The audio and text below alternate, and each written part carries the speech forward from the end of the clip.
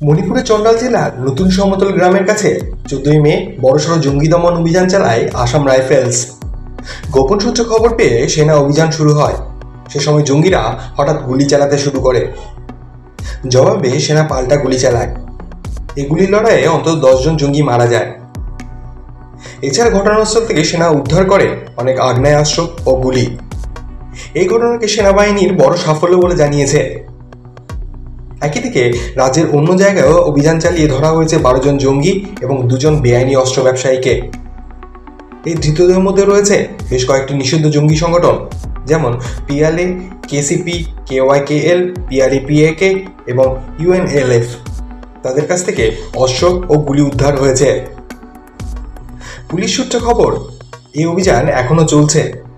জানা গিয়েছে ওই এলাকায় আরও কিছু জঙ্গি লুকিয়ে থাকতে পারে, তাই গোটা চন্ডাল জেলায় টহল এবং নজরদারি বাড়ানো হয়েছে। সরকারের পক্ষ থেকে জানানো হয়েছে সাধারণ মানুষের নিরাপত্তা বজায় রাখতে ভবিষ্যতেও এই ধরনের অভিযান চালানো হবে। জঙ্গি কার্যকলাপ রুখতে সেনা ও পুলিশের যৌথ উদ্যোগে রাজ্যে ফের নিয়ন্ত্রণ ও শান্তির বার্তা দিয়েছে পুলিশ।